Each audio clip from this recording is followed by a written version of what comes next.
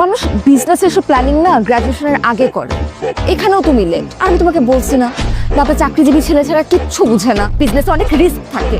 কোন বাবা তার মেয়েকে একটা রিস্কি প্রফেশন জামার হাতে তুলে দিবে? তুমি আমাকে বলো।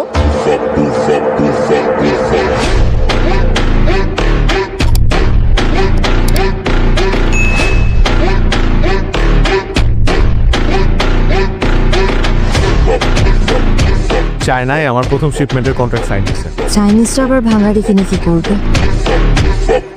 আচ্ছা শোনো, বাবা তোমাকে বলছে দেখা করতে, আমি বাবাকে তোমার কথা বলছি, বাবা তাই বলছে তোমাকে দেখা করতে। তোমার পরিবারে আর কে কে আছে?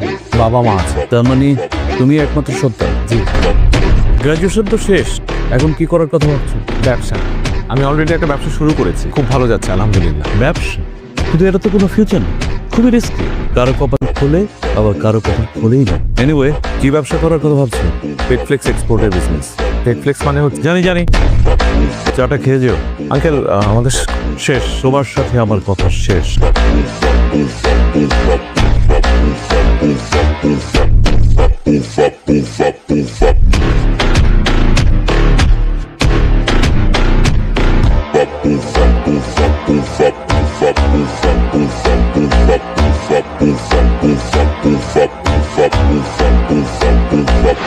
জি বলেন। স্যার আমাদের একটা ভুল হয়েছে, আমি সব বের করেছি।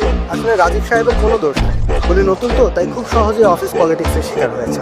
হোয়াট? সব চাল চেলেছেন আসলে আমাদের পুরনো সংশ্লিষ্ট। শমশেরই কাজ করেছে। আপনি এখনই রাইট না ওকে ফায়ার করেন।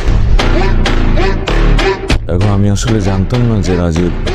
বলতে হবে না, আমি জানতাম। তুমি জানতে? নিজের স্বামীর বসের নাম জানবো না? আর তাছাড়া তুমি তো এখন একজন বিখ্যাত বিজনেসম্যান। রাজীবের কিচ্ছু হবে না, ওর যা লাগে ওটা আমি বিয়ে করবো। যদি বিদেশেও নিয়ে যেতে হয় সেটাও আমি দেখবো।